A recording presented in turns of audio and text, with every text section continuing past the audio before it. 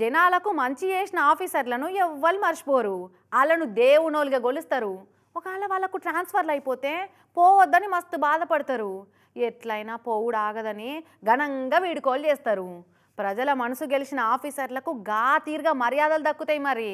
కానీ గీడోకాడ ఊరికి కొత్త కలెక్టర్ వచ్చిండని ఏకంగా ఏ తీర్ల మర్యాదలు చేసిరో చూస్తే పరిశానవుడు పక్క.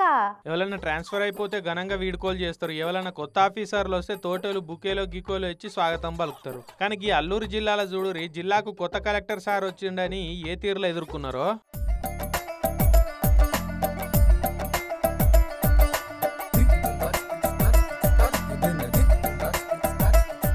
సార్కు గిరిజనుల సాంప్రదాయకంగా కొమ్ముల టోపీ పెట్టి పూలు చల్లిర్రు. సార్ను భుజాల మీద ఎక్కించుకొని ఐటీడీఏ ఆఫీస్ దాకా మోసుకపోయారు. ఇట్లా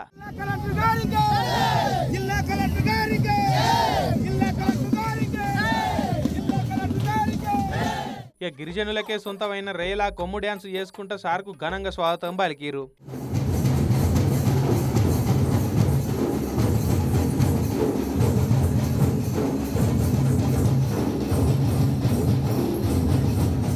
ఈ గిరిజనులు స్వాగతం పలికిన తీరు చూసి అయితే కలెక్టర్ దినేష్ కుమార్ సార్ అయితే పరిశాన్ అయిపోయిందట. నేను వస్తుంటేనే ఇట్లా చేసిరంటే వీళ్ళకి ఏదైనా 4 మంచి పనులు చేస్తే ఇక నా ఫోటో పెట్టి గుడి కట్టి కొలుస్తారేమో అన్నట్టు షాకు తిన్నాడట. ఐటీడీఏ ఆఫీసులో కూర్చొని ఇక గిరిజనులు ఇచ్చిన అర్జీలు తీసుకొని ఎవరికేం సమస్యలున్నా ఎంబడే తీరువాలని కింద ఆఫీసర్లకు ఆర్డర్ చేసిండట. మరి వాళ్ళు అంత మంచిగా మర్యాద చేసి స్వాగతం చెప్పినందుకు వాళ్ళ నమ్మకాన్ని నిలబెట్టుకునేటట్టు మీరు కూడా పనిచేయాలా సారు? ఇవాళ అల్లూరు జిల్లా కలెక్టర్గా పని నియామనం అయిన తర్వాత ఇవాళ ఫస్ట్ రోజు ఇక్కడ రావడం జరిగింది.